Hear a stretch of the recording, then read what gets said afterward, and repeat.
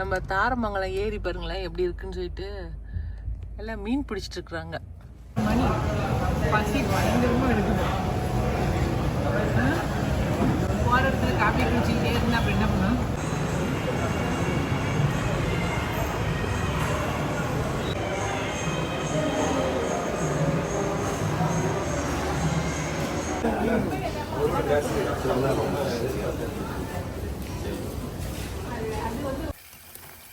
அவ்வளோதாங்க, பாஸ்தாவையும் போட்டாச்சு.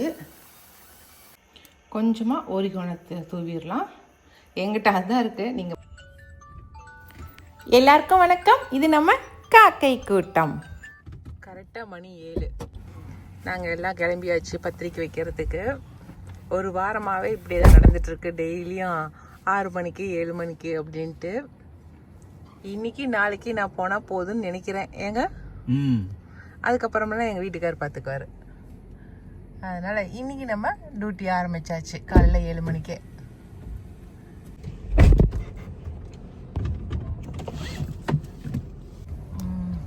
இன்றைக்கி வந்து தாரமங்கலம் வழியாக தான் வையப்ப மலைக்கு போகலான்னு போயிட்டுருக்கோம்.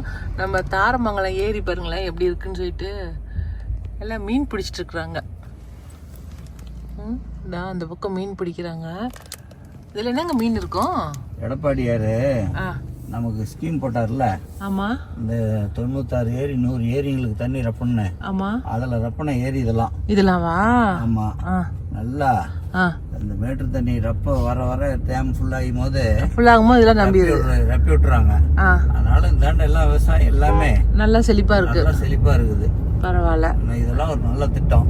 ஆமாங்க, விவசாயம் மட்டும்தான் செழிப்பானா மட்டும்தான் சோத்துக்கு பஞ்சம் இல்லாத இருக்க முடியும்.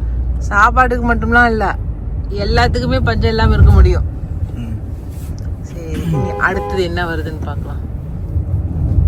மரக்கடை வச்சிருக்கும் போது எப்ப மழை பெஞ்சி நல்லா வெள்ளாம ஆகுதோ அப்பதான் எல்லாரும் வந்து ஓடி ரீப்பர் கையின்னு எடுத்துட்டு போய் ஓட்டு வீடு கட்டுவாங்க. ஆனா வெள்ளாம இல்லாத போது எதுவுமே பண்ண மாட்டாங்க. கையில காசு இல்ல. அதனால வெள்ளாம தான் இன்னைக்கு ரொம்ப முக்கியம். விவசாயம் தான் ரொம்ப முக்கியம். அதுக்கு ஒரு வழி பண்ணி விட்டுருக்காரு. பரவாயில்ல, சூப்பர். தாரமங்கலம் வந்தாச்சு. நம்ம சுகவனேஸ்வரர் கோவில். கோபுரம் அந்த சைடு இருக்குதுப்பா. இது வந்து பின் சைடுன்னு நினைக்கிறேன். இது பின் சைடாங்க. ஆமாப்பா, நமக்கு நல்ல தரிசனம். நேத்திக்கு வந்து பத்ரகாளி அம்மன் வந்து இதுக்கு போனாங்க, ஊர்வலம் போனாங்க. இருங்க பார்க்கலாம்.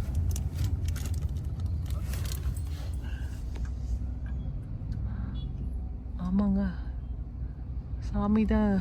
எவ்வளோ பெரிய தேர் கொண்டுறாங்க பாருங்க. சூப்பர்.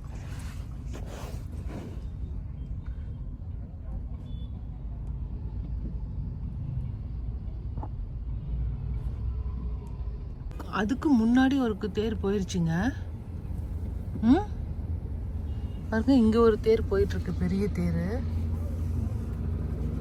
பேக் சைடு தான் தெரியுது நமக்கு, முன்னாடி தெரியல. நல்ல சாமி தரிசனத்தோடு இன்னைக்கு கிளம்பி போயிடும். இந்த மாதிரி தாங்க காரில் போகும்போது அரசியலை பற்றி பேசிக்கிட்டு, அதுக்கப்புறம் ஊர்க்கதையை பேசிக்கிட்டு, வீதியில் யாராவது ஏதாவது ஒன்று பண்ணாங்கன்னா அதை பார்த்து அதை பற்றி பேசிக்கிட்டு, இந்த மாதிரி தான் நாங்கள் போவோம். நிறைய பேர் வந்து ஃபோன் பார்த்துக்கிட்டே போகிறாங்க. சரி, காரில் போகும்போதாவது எல்லோரும் ஒன்றா பேசிட்டு போவோமே அப்படிங்கிறதுக்காக தான் பேசிக்கிட்டே போவோம். போகிற வழியில் நிறைய கோவிலை பார்த்தங்க. இது வந்து நம்ம காளிப்பட்டி கந்தசாமி கோவிலுங்க. அந்த கோபுரமும் நல்லா இருந்துச்சு. அதையும் பார்த்துட்டு அப்படியே போனோம்.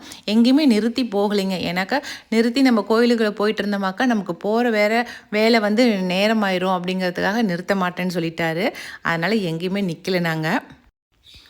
அடுத்ததாக நம்ம பார்க்குறது வந்து வையப்ப மலை கோபுரம் தாங்க. ரொம்ப சூப்பராக இருக்கும். நான் ரொம்ப நாளாக ஆசைப்பட்டுருக்கேன் இந்த கோயிலுக்கு போகணும் அப்படின்னு சொல்லிட்டு. என்றைக்கு என்னால் போக முடியுங்கிறது தெரியல. அங்கே போய் ஒருத்தங்களுக்கு பத்திரிக்கை வச்சோம். அங்கே எங்கள் ரிலேஷனுக்கு பத்திரிக்கை வச்சுட்டு அதுக்கப்புறமா வந்து அங்கே நாமக்கல் போயிட்டோம். நாங்கள் நேராக நாமக்கல்லில் வந்து நம்ம A to Bயில் வந்து சாப்பிட்டோங்க. காலை டிஃபன் அங்கே தான் ஒரு 10:30 மணி ஆயிடுச்சு. அங்கே டிஃபன் சாப்பிட்டுட்டு அதுக்கப்புறம் வந்து முடியவே முடியாது, நாங்கள் ஆஞ்சநேயரை பார்த்தே தீருவேன்னு சொன்னேன். அதுக்கப்புறமேட்டு தான் ஆஞ்சநேயர் கோயிலுக்கு கூட்டிகிட்டு போனார் என்ன.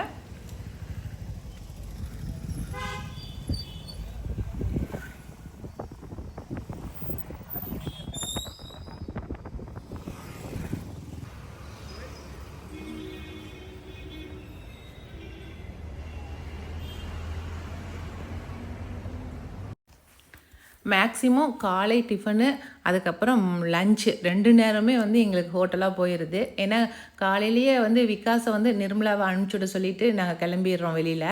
அதனால் வந்து காலை டிஃபனும் வெளியில் சாப்பிட்றதா போயிடுதுங்க.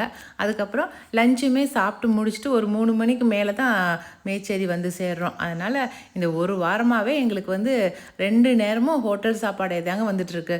எங்கே உடம்பு கெட்டு போயிருப்போதோ என்னன்னு தெரியல.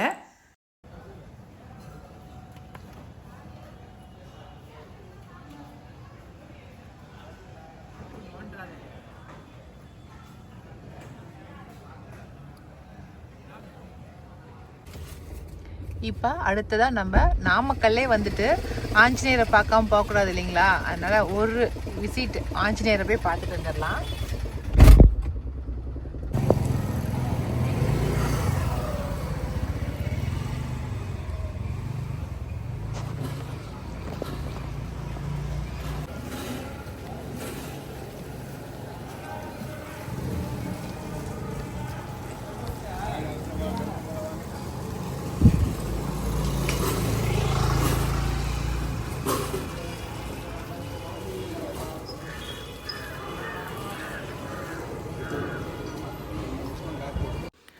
ஆஞ்சநேயரை பார்த்துட்டே தான் போவேன்னு சொல்லிட்டு அடம்பிடிச்சி வந்தேன். ஆனால் இங்கே வந்து பார்த்தா திரை போட்டு க்ளோஸ் பண்ணி வச்சுருந்தாங்க. ஐயோ, நாமளே ஆசைப்பட்டு வந்தாலும் ஆஞ்சநேயர் நம்மளை பார்க்க விரும்ப மாட்டேங்கிறாரே அப்படின்னு சொல்லி எனக்கு மனசுக்கு ரொம்ப சங்கடமாக போயிடுச்சு. அதுக்கப்புறம் எங்கள் வீட்டுக்காரு, சரி பரவாயில்ல இரு, எப்போ திறப்பாங்களோ திறந்ததுக்கப்புறம் பார்த்துட்டே நம்ம போகலாம், ஒன்றும் व्यசனப்படாத அப்படின்னு சொன்னார். அதுக்கப்புறம் அங்கே பிரசாதம் கொடுத்தாங்க, புளி சாதம். அதை வாங்கி சாப்பிட்டுட்டு அங்கேயே உட்காந்துக்கிட்டு சாமியுடைய 108 ஸ்லோகம்லாம் அங்கே எழுதியிருந்தாங்க. அதெல்லாம் படிச்சுக்கிட்டு கோயிலை சுற்றி வந்துட்டு அங்கேயே உட்காந்துக்கிட்டேன். எங்கள் வீட்டுக்காரு புளிசாதம் நல்லா இருக்குன்னு சொல்லிட்டு 3-4 வாட்டி வாங்கி சாப்பிட்டாருங்க. ஏன்னாக்கா புளிசாதம் செய்ய சொல்லிகிட்டே இருந்தார் ஒரு வாரமாக. எனக்கு நேரமே இல்லைன்னு சொல்லவும் அங்கே புளிசாதத்தை பார்த்தோன்னே பாஞ்சிட்டாரு. நல்லா வாங்கி ஒரு கட்டு கட்டிட்டாரு. அதுக்கப்புறம் அவர் புளிசாதம் சாப்பிட்ற நேரத்தில் நான் இங்கே சாமியோடைய புராண கதைகளை வந்து படம் இதாக போட்டிருந்தாங்க வீடியோவில். அதை பார்த்துக்கிட்டே உட்காந்துட்டு இருந்தேன். கொஞ்சம் நேரத்துலேயே திறந்துட்டாங்க. நல்லா அலங்காரம் பண்ணியிருந்தாங்க சாமிக்கு. அதுக்கப்புறமேட்டு தான் திறந்தாங்க. பார்க்குறதுக்கு அவ்வளோ சூப்பராக இருந்துச்சுங்க. அவருடைய வேஷ்டி கட்டியிருக்கிறதும் அவருக்கு அந்த மாலை போட்டிருக்கிறதும் பார்க்குறதுக்கு அப்படி சூப்பராக இருந்துச்சு. கொஞ்சம் நேரம் நின்று சாமி கும்பிட்டுட்டு கொஞ்சம் நேரம் உட்காந்து இருந்துட்டு அதுக்கப்புறம் தான் திருப்திகரமாக ஆனதுக்கப்புறம் தான் நின்றுச்சு வெளியில் வந்தேன். நீங்களுமே தரிசனம் பண்ணிக்கோங்க.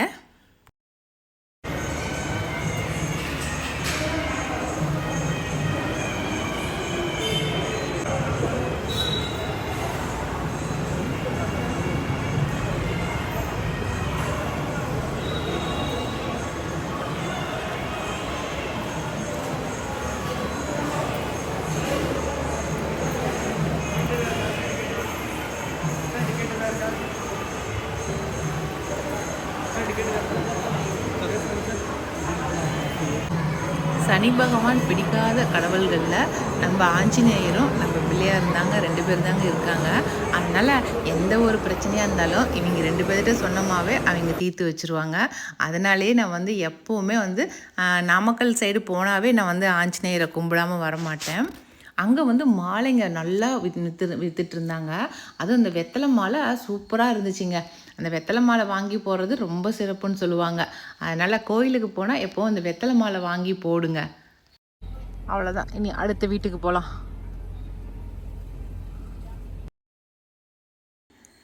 எல்லாம் முடிச்சதுக்கு அப்புறமேட்டு நம்ம அமோகத்தில் வந்து லஞ்சு சாப்பிட்றதுக்கு வந்துட்டோம். மேக்ஸிமம் லஞ்சு வந்து அமோகத்திலே வந்து சாப்பிட்றதுக்கு வந்துடுறதுங்க. ஏன்னா இங்கே வந்து நம்ம சாப்பிட்றதுக்கு ரொம்ப நல்லாயிருக்கு எங்களுக்கு லஞ்சு சாப்பிட்டாக்கா. ஏன்னா வயிறு தொந்தரவு எதுவும் வர்றதில்ல. நம்ம வீட்டு சாப்பாடு மாதிரியே இருக்கிறதுனால மேக்ஸிமம் நான் வந்து எங்கே சுற்றினாலும் கடைசி நேரத்தில் லஞ்சுக்கு வந்து அமோகத்தில் சாப்பிட்டுட்டு தான் வீட்டுக்கு போயிடுவோம் நாங்கள். இன்றைக்கி ஒரு சம்பவம் வர நடந்துச்சு. அந்த கடை ஓனர் தம்பி வந்து என்னை வந்து பார்த்து பேசினேன். அப்படி அம்மா நீங்கள் வீடியோவில் பேசுனதெல்லாம் நான் கேட்டேன். எங்களுக்கு ரொம்ப ரொம்ப சந்தோஷங்கம்மா. நீங்கள் சொன்ன மாதிரியே அந்த டபரா செட்லாம் மாற்றுறதுக்கு ஆர்டர் கொடுத்துருக்கேங்கம்மா அப்படின்னு சொல்லி சொன்னால் அப்படி எனக்கு அது கேட்டு ரொம்ப சந்தோஷமாக இருந்துச்சு. அது மட்டும் இல்லைங்க, அந்த மாஸ்டரும் அந்த ஹோட்டல் மாஸ்டரும் வந்து பேசினார் எங்ககிட்ட. வந்து நீங்கள் வந்து இந்த சாப்பாடு இந்த குழம்புலாம் நல்லா இருக்குன்னு சொல்லி நீங்கள் வீடியோலேயே சொன்னீங்க, எனக்கு அது ரொம்ப சந்தோஷம் அப்படின்னு சொல்லி ஒரு சால்வை வர என் கையில் கொண்டு வந்து கொடுத்தாரு. எனக்கு என்ன பண்ணுறதுனே தெரியல. எனக்கு எப்போவுமே ஒரு கல்யாணத்துக்கு போனால் கூட அங்கே சமையல் வந்து நல்லா இருந்தால் நான் போய் மாஸ்டரை தேடி போய் பார்த்து பாராட்டிட்டு வருவேன் நான். அதுபோல் தான் இந்த ஹோட்டல்லையுமே சாப்பாடு நல்லா இருந்துச்சு. அதனால் உண்மையான விமர்சனமாக நான் வந்து நல்லா இருக்குன்னு சொல்லி சொன்னேன். ஆனால் அது அவருக்கு ரொம்ப சந்தோஷத்தை கொடுத்துருக்குது. அப்படிங்கும் போது எனக்கு அது ரொம்ப திருப்தி தாங்க. ஏன்னா ஒருத்தருடைய திறமையை எங்கே இருந்தாலும் அதை நம்ம போய் பாராட்டணும். அதனால தான் அவரை நான் பாராட்டிட்டு வந்தேன். இதே போலவே நீங்களுமே எங்கே சாப்பாடு நல்லா இருக்கா, எது ஒன்று சாப்பாடு மட்டும் இல்லைங்க, மற்ற எந்த ஒரு விஷயமே உங்களுக்கு மன திருப்தியாக இருக்குது அப்படின்னு தோணுச்சுன்னா அது வந்து கொஞ்சம் கூட வெக்கப்படாமல் போய் அவங்கள பாராட்டிடுங்க. அது அவங்களுக்கு நம்ம கொடுக்குற அவார்டை விட பெரிய சந்தோஷத்தை கொடுக்கும். சரிங்களா? சேலத்தில் வர நல்ல பண்டிகைங்களா, அதனால் சேலத்துலேருந்து மேச்சேரி வருதுங்கிறதே ரொம்ப கஷ்டமாக போயிடுச்சு. ஏன்னா ஒரே டிராஃபிக்குங்க. பாரு எவ்வளோ டிராஃபிக் நிற்கிதுன்னு சொல்லிட்டு இந்த டிராஃபிக்கில் வருதுங்கிறது அரை மணி நேரத்தில் வந்து சேர வேண்டிய இடத்துல 1.5 மணி நேரம் ஆயிடுதுங்க. அப்படி தான் வீட்டுக்கு வந்து சேர்ந்தோம். வந்ததும் தம்பிக்கு வந்து பாஸ்தா தான் செஞ்சு கொடுத்தேன் நைட் டிஃபனுக்கு. பாஸ்தா செய்கிறதுக்கு சிகப்பு குடமிளகா, பன்னீர், அதுக்கப்புறம் பூண்டு, வெங்காயம் இது மட்டும் தாங்க கட் பண்ணி எடுத்து வச்சுக்கிட்டேன் ஃபஸ்ட்டு. இன்றைக்கி விகாஸ் தம்பிக்கு பாஸ்தா தாங்க தாளித்து கொடுக்க போகிறேன். காலைல டிஃபனுக்கு பாஸ்தா வேக வச்சு எடுத்து வச்சிட்டேன். அது வந்து பன்னீர் போட்டு இன்றைக்கி அரைச்சி கொஞ்சம் வித்தியாசமாக செய்யலாம் அப்படின்ட்டு. அதனால் வித்தியாசமாக செய்கிறதுனால தான் உங்கள்கிட்ட செஞ்சு காட்ட போகிறேன். ஒரு வானலில் வந்து முதல்ல எண்ணெய் விட்டு கொஞ்சம் பூண்டு, ஒரு 5-6 பல்லு பூண்டு போட்டுக்கலாம். அதுக்கப்புறம் வெங்காயம், தக்காளி, குடமிளகா, சிகப்பு குடமிளகா இது 3ஐயும் போட்டு காஷ்மீரி சில்லி எடுத்து வச்சுருக்கேன். காஷ்மீரி சில்லியும் போட்டு நல்லா வதக்கிட்டு அதுக்கப்புறம் எடுத்து அரைச்சிட வேண்டியது தான். அரைச்சிட்டு அப்படியே வானலில் ஊற்றி பாஸ்தா போட்டு கிளற வேண்டியது தாங்க. சீக்கிரமாக முடிஞ்சிடும் வேலை. டேஸ்ட்டும் சூப்பராக இருக்கும். நான் செஞ்சு காட்டுறேன் உங்களுக்கு. நான் சொன்ன மாதிரியே பெரிய வெங்காயம், அதுக்கப்புறம் தக்காளி, குடமிளகாய், காஷ்மீரி சில்லி, உப்பு எல்லாம் போட்டேன். இப்போ நல்லா வதங்கட்டும். கொஞ்சம் வதங்கின பிறகு எடுத்து மிக்சியில் போட்டு அரைச்சிட வேண்டியதாங்க.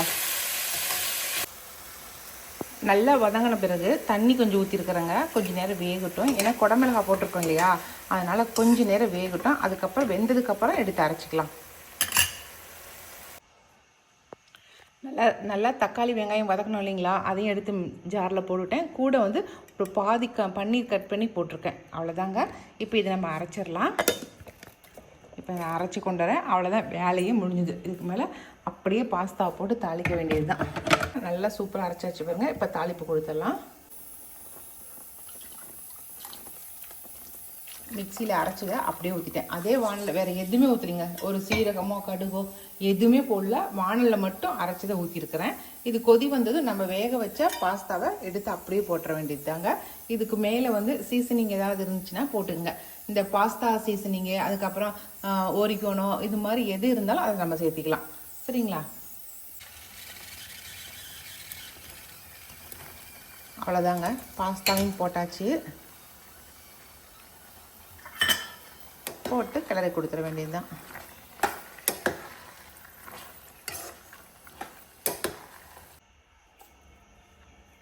கொஞ்சமாக ஓரிகோனத்தை தூவிடலாம். எங்கிட்ட அதுதான் இருக்குது. நீங்கள் பாஸ்தா சீசனிங் இருந்தால் அதையும் கொஞ்சம் தூவிக்குங்க. ஈஸியாக நம்ம செய்கிறதுக்கு இந்த பாஸ்தா மெத்தட் ரொம்ப சூப்பராக இருக்குங்க. இது கூட வேணால் பட்டர் கூட நம்ம சேர்த்திக்கலாம். இந்த மாதிரி நீங்களுமே ஒரு ட்ரை பண்ணி பாருங்கள். டேஸ்ட் எப்படி இருக்குன்னு சொல்லி சொல்லுங்கள்.